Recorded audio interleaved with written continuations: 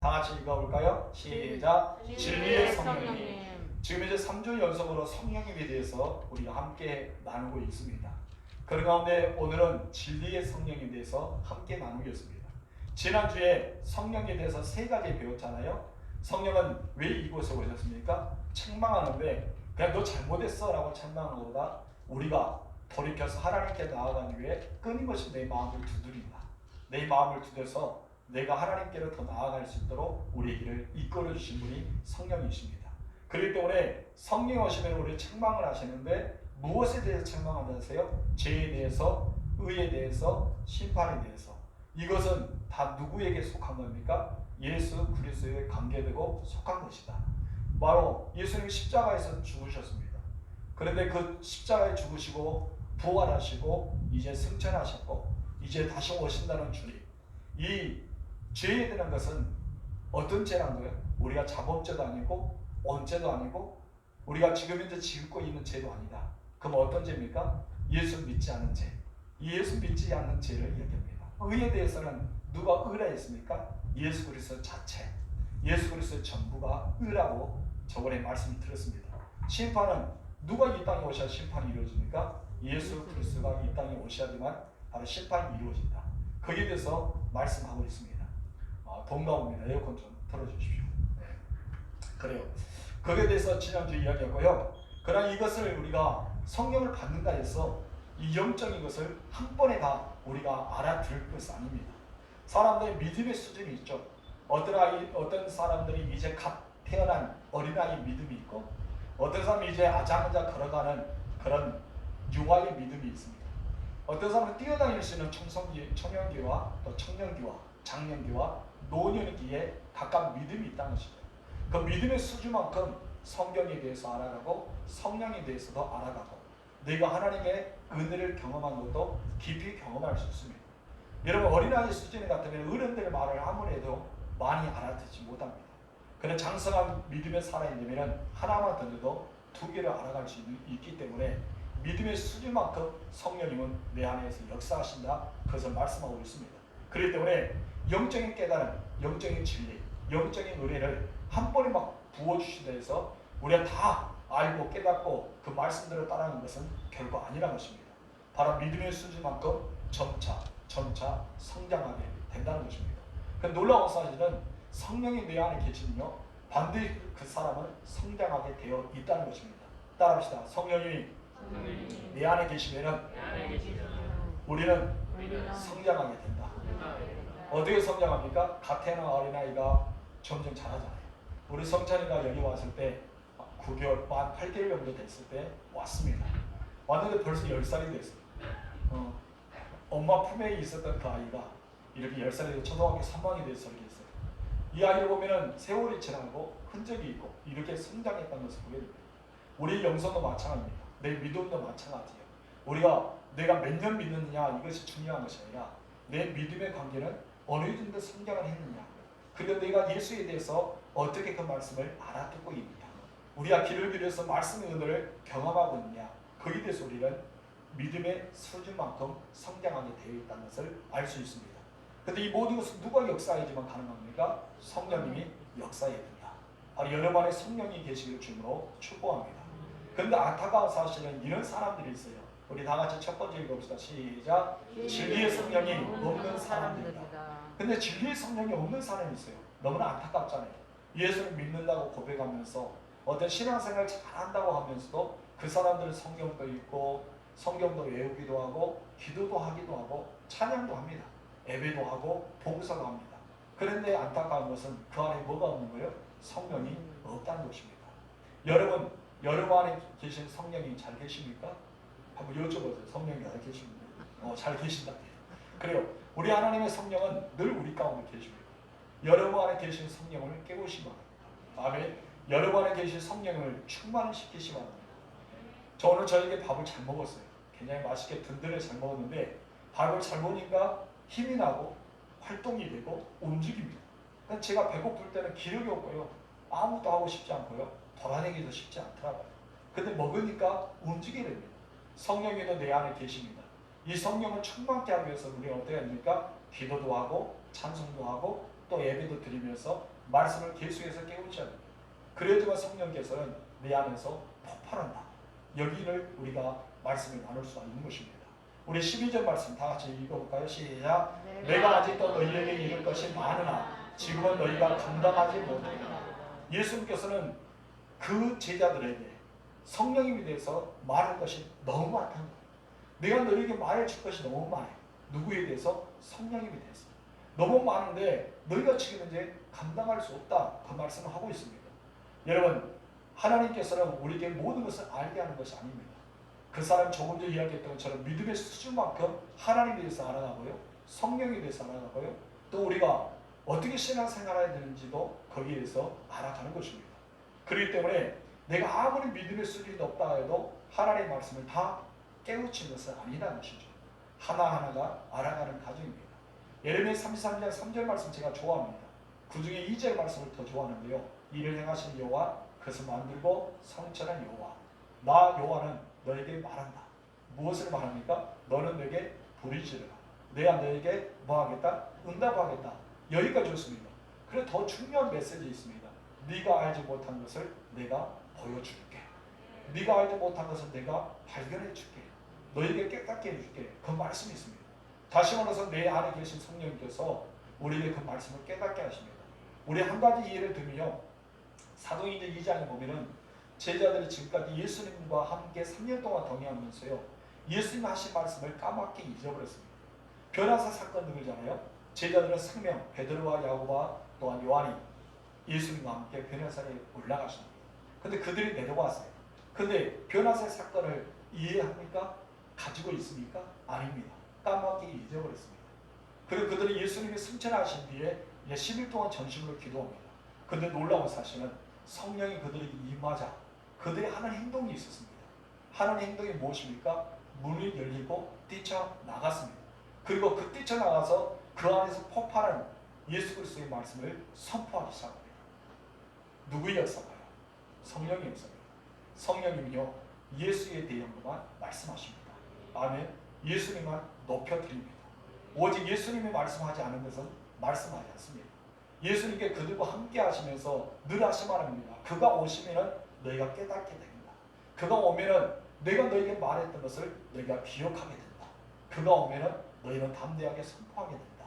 그런데 사도행전 4장에 어떤 사도인들의 공회 70여 명이 있는 공회 앞에 베드로와 요한이 섰습니다. 어쩌면 그곳에서 대제사장과 바리새인과 사두개인과 서기관들 짱짱한 종교 지도자들이 70명이 구성된 곳에 베드로와 요한이 그곳에 서서 신문을 받고 있습니다. 근데 이렇게 아무것도 몰랐던 그들, 무식하다고 생각했던 그들이 그들 앞에 서서 어떻게 합니까? 담대하게 하나님의 말씀을 증거하고 예수를 믿으라는 것입니다.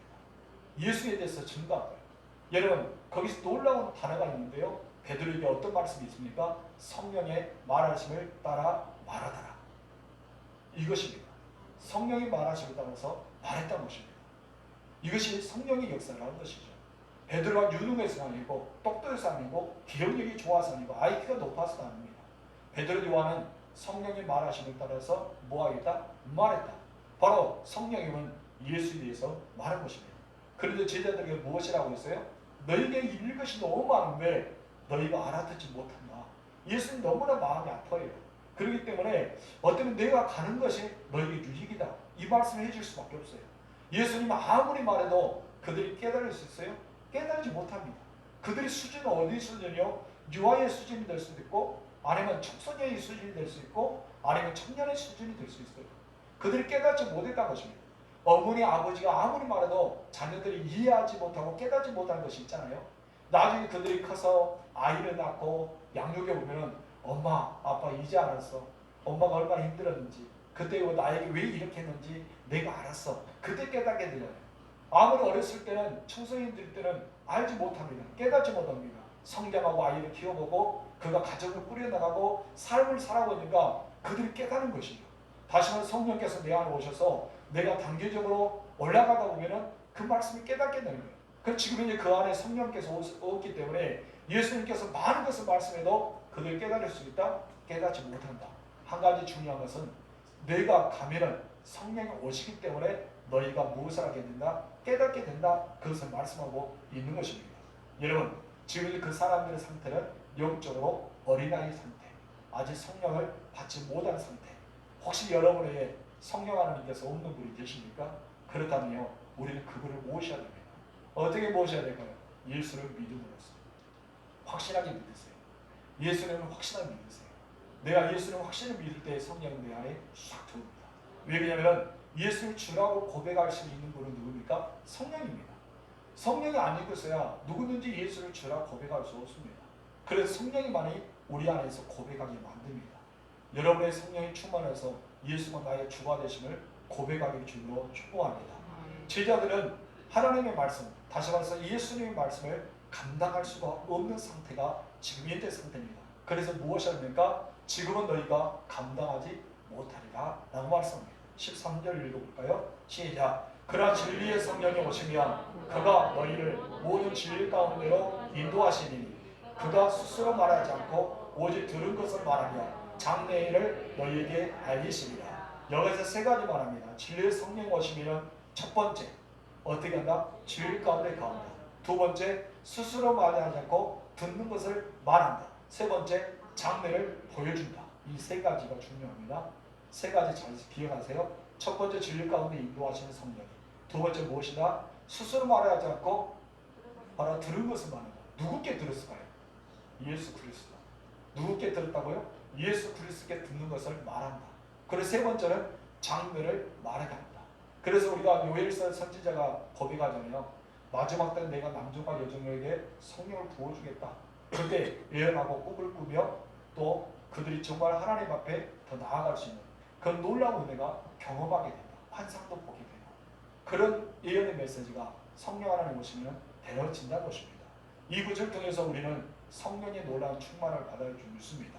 바로 여러분이 진리 가운데 거하게 될 줄 믿습니다.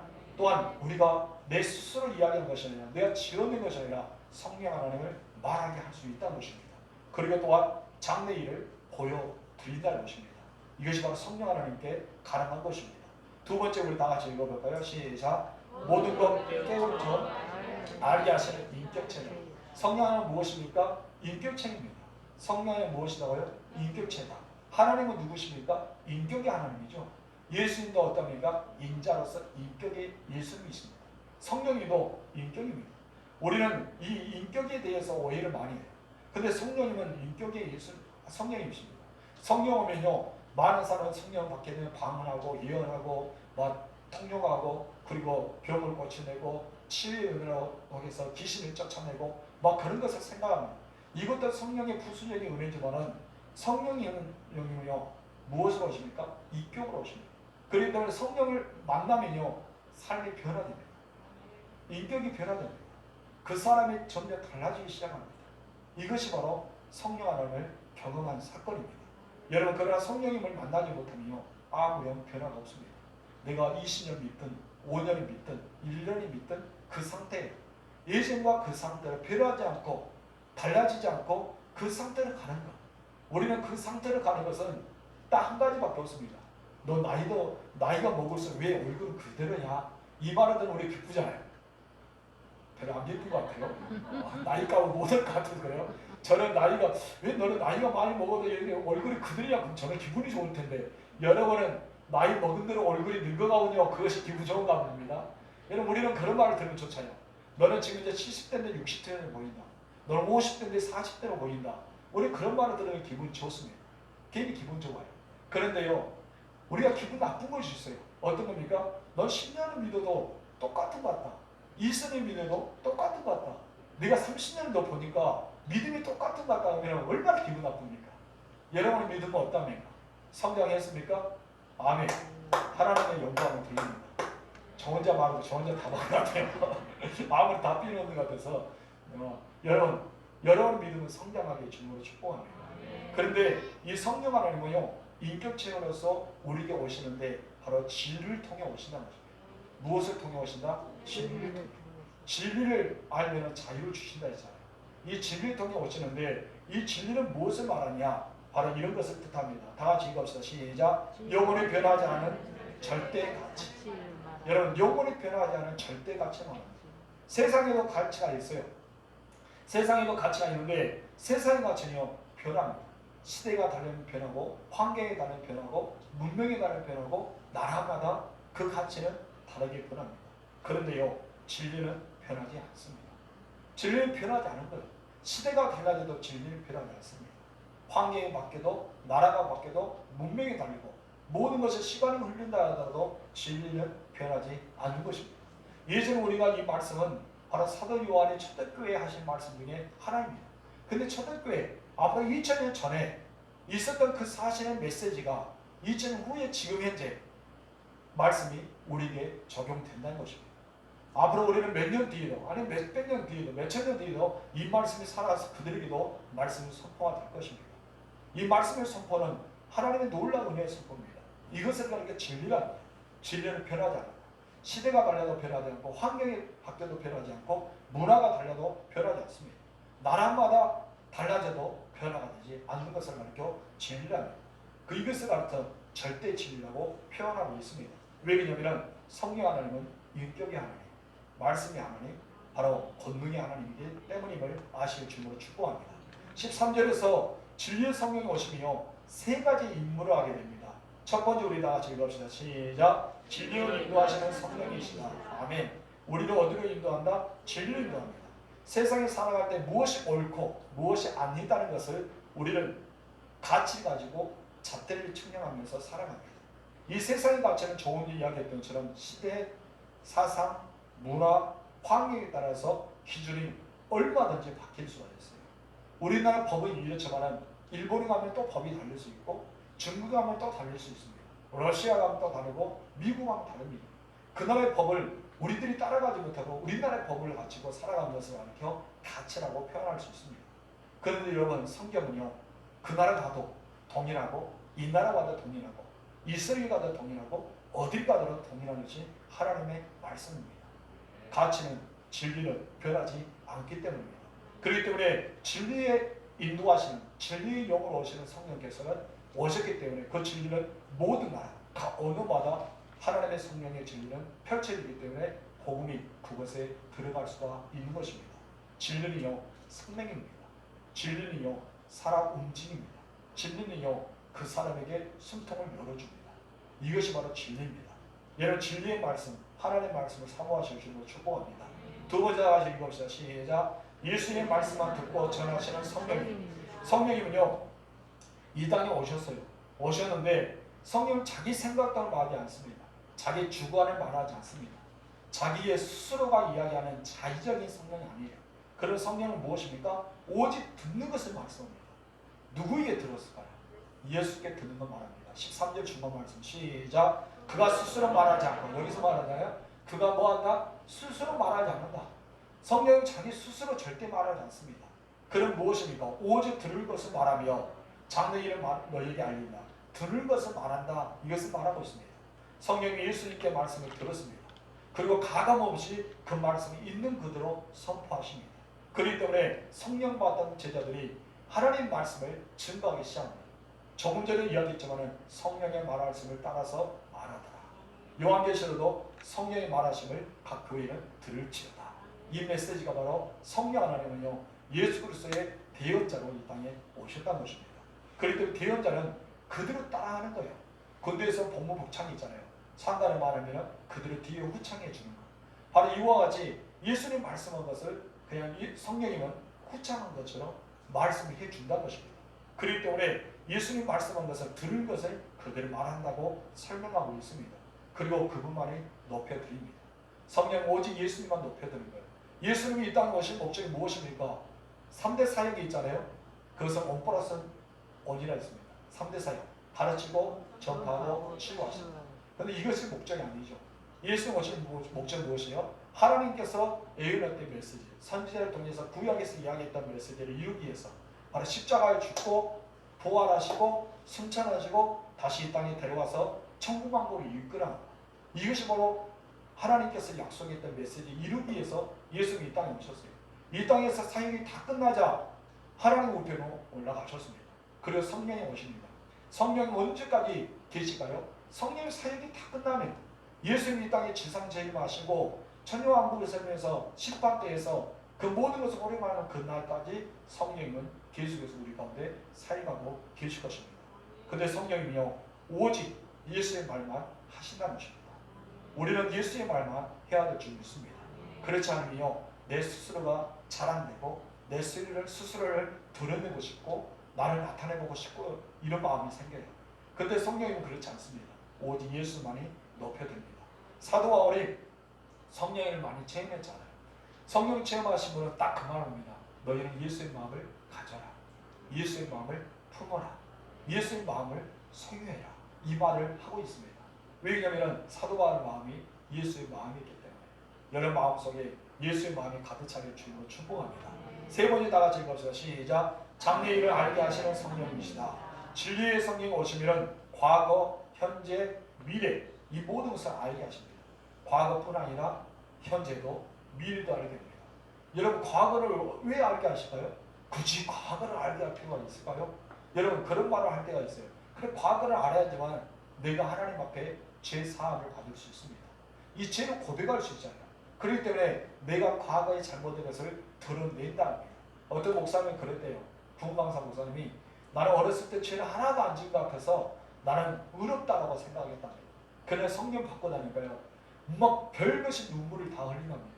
괜히 지나가다가 논두렁에 이렇게 돌멩이 하나 던질 때까지 그것까지 회개했답니다. 마음의 밭에 있는 뭡니까? 마늘 하나 뽑아서 이렇게 까먹었던 거, 양파 뽑아서 까먹었던 거 그런 것까지 다 회개했답니다. 그것까지 성령께서는 생각나게 하시는 거죠. 그렇기 때문에 성령님은 과거에 내가 했던 일, 추악하고 악한 걸 다 드러내게 하신다. 생각나게 하신다. 지금 현재도 성령님은 알게 하십니다. 앞으로 미래도 장래일도 우리가 알게 하신다는 것입니다. 특히 장래일을 하는 것을 가리켜 꿈과 환상과 비전이 난다. 따라합시다. 꿈, 환상, 비전. 이것을 가리켜 장래라고 합니다. 여러분 우리는 꿈이 있어요. 아멘. 그리고 환상적인 것이 있어요. 그리고 비전이 있어요. 그래야 미래가 열려져요. 여러분 이것이 없는 사람이요 비전이 없는 사람 미래가 없어요. 하루하루의 삶처럼 하루살이처럼 살아가지면 안 되겠습니까? 나이가 들수록 비전을 더 크게 가져야 됩니다. 하나님 앞에 더 나아가야 될 줄 믿습니다. 여러분 지금은 가난하고 몸에 병이 올 수도 있고 모든 것이 실패할 수도 있습니다. 그러나 실패하고 좌절하지 않습니다. 왜요? 미래가 있기 때문에 비전이 있기 때문에 장래일을 하나님의 책임져 줄 줄 믿기 때문에 우리는 하나님 앞에 나아갈 수가 있는 것입니다. 그렇기 때문에 비전이 있는 사람이요 미래를 바라볼 수 있고요 미래가 있는 사람이요 지금 현재도 일어나서 걸어갈 수가 있는 것입니다. 그러나 미래가 없는 사람이요 과거만 바라봅니다. 나 엎어졌어, 나 힘들어, 나 아파, 나 아무것도 못해, 나 어떻게 좋아 이것만 생각하기 때문에 앞으로 나아갈 수 없고 뒤로만 자꾸 물러갑니다. 여러분 뒤로 돌아서서 물러가지 마십시오. 뉴턴 금지. 따라합시다. 뉴턴 금지. 예수 믿는 사람은 어디만 있어요? 집지만 있습니다. 어디를 향해서? 천국을 향해서 집지만 있다. 뉴턴 금지하시기 바랍니다. 여러분 그렇기 때문에 우리는 계속해서 미래를 바라보며 살아가야 된다. 네 번째 다 같이 읽읍시다. 시작. 예수님 뜻을 알리시는 성령님. 성령님은요 예수님에 대해서 보여주십니다. 예수님에 대해서 말씀해 주십니다. 미래도 희망도 환상도 꿈과 비전을 심어주십니다. 그러면서 우리의 모든 것을 잘못된 것을 바꾸어 주신 분이 성령이십니다. 여러분 그러나 성경은 한 가지 더 목표가 있다는 것이죠. 14절 말씀 다같이 시작. 그가 내 영광을 나타내니 내 것을 가지고 너희에게 알게 했습니다. 예수님 말합니다. 그가 내 영광을 나타낸다. 누가? 성령입니다. 성령이 내 영광을 나타내는데 내 것을 가지고 너에게 알려줄 거야. 다시 말해서 예수님의 뜻을 알게 하신 분이 성령이에요. 이게 성령님은 예수님에 대해서 알게 하시고 예수에 대해서 깨닫게 하시고 예수에 대해서 온전하게 삶을 살아갈 수 있도록 우리를 이끌어 주죠. 그렇기 때문에 성령을 충만함 받으며 우리 성경 66권이 알아가져요. 나도 모르게 믿어져요.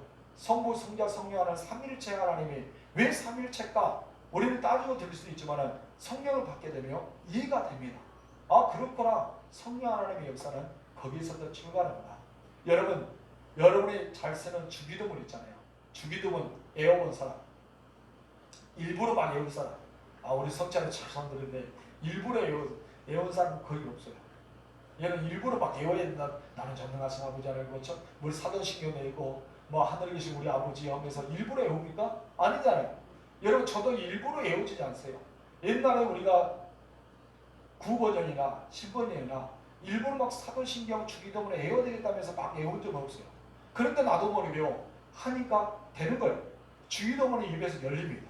아멘. 사도신경이 신앙 고백이 입에서 열립니다. 막 고백이 되는 거예요. 왜 그럴까요? 신기하지 않습니까?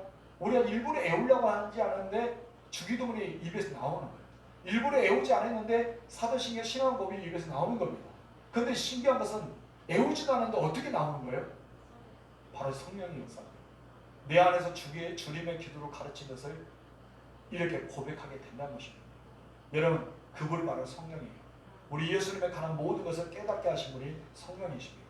하나님의 영광, 예수의 영광을 드러내신 분이 성령이십니다. 그렇기 때문에 성령 하시는 역사는요, 오직 예수를 드러내는 것입니다. 아멘. 여러분의 성령의 충만을 받으면요, 나를 통해서 누가 드러나야 됩니까? 예수가 드러날 줄 믿습니다. 그것이 바로 성령의 역사입니다. 내가 성령이 충만하면 충만할수록 예수만 드러나는 거예요. 예수, 예수, 예수. 할렐루야. 그 예수가 여러분 통해 드러나시기 바랍니다. 우리 15절 말씀 읽어볼까? 시작. 우리 아버지께 있는 것은 다 내 것이라. 그러므로 내가 말하기를 그가 내 것을 가지고 너에게 알리시리라 하였느나. 아멘. 자신의 것은 아니라 바로 예수의 것을 제자들이 가르쳐줍니다. 예수의 것을 우리에게 가르쳐줍니다. 아버지 것이 다 누구 것이다? 예수 것이다. 그러면 예수 것이 누구 것입니까? 성령의 것입니다. 하나의 모든 삼일째 하나님이기 때문에 모두 그가 기다린 것입니다. 다시 말해서 성령님은요, 예수의 모든 것을 소유하고 계십니다. 능력과 권능과 말씀과 그 놀라움, 이것을 다 가지고 있는 거예요. 예수님도 이 땅에서 모든 가지고 계셨습니다. 그것이 바로 성령의 역사입니다. 여러분, 신앙의 깊이요, 성령을 아는 깊이입니다. 따라 다 같이 읽어봅시다. 자, 앞에 화면 보시고 다 같이 시작. 신앙의 깊이는 성령님을 아는 깊이이다. 여러분, 신앙의 깊이는 무엇이고요? 성령을 아는 깊이입니다. 믿음이 안 자란다고요? 믿음이 그들에다가요? 그럼 우리는 딱 한 가지밖에 없습니다. 하나님, 내게 성령을 주옵소서. 성령 충만을 주옵소서. 내게 성령의 폭발적인 역사 일어나게 하옵소서. 그 성령께서는요, 기도도 터지게 합니다. 성령이요, 말씀도 터지게 합니다. 성령이요, 나에게 놀라운 역사를 일으켜 세웁니다. 바로 성령이 내 안에 있는 잠자고 있는 이 성령을 깨워야 됩니다. 그렇기 때문에 신앙의 깊이는 성령님을 아는 깊이예요. 여러분, 성령을 아는 만큼 깊어지기를 주님으로 축복합니다.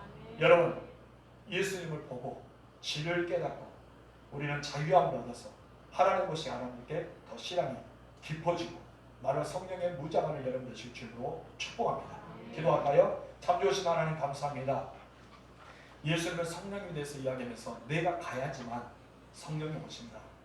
내가 너에게 말한 것은 너희가 깨달을 수도 없고 너희가 알지도 못하고 내가 너에게 말한 것은 도무지 무엇인지도 너희는 알려고 하지 않고 있다. 그럼 내가 가야지만 성령이 오시면 내 말을 깨닫게 하고 내 말을 가르치고 내가 하는 모든 말을 기억나게 할 것이다. 그렇기 때문에 내가 가고 성령이 오는 것이 너희에게 유익이라고 말씀하셨습니다. 성령이 우리에게 오셨습니다. 이미 내 안에 계십니다. 그래 내가 예수님을 믿고 구원받게 하시고 내 안에 성령께서는 진리 가운데 행하게 하시고 내 안에 성령께서는 말씀을 믿게 하시고 내 안에 성령께서 언제나 우리 예수님을 높일 수 있도록 은혜를 내려주신 하나님, 나는 죽고 예수만 드러나게 하옵소서. 나는 사라지고 예수만 나타나게 하옵소서. 나의 육신의 몸의 향기가 아니라 예수의 향기만 나타나게 하옵소서. 내가 가는 곳마다 내 이름 숫자가 그것을 남기지 않게 하여 주시고 내가 가는 곳마다 예수의 흔적만 남을 수 있도록 주님 도와주옵소서. 그래서 내 자체가 예수의 자체가 되어지고 오직 나는 없어지고 예수님만 있어지는 역사가 일어나게 도와주옵소서. 예수님은 하나님의 미라로 되어서 이 땅에 오셨습니다.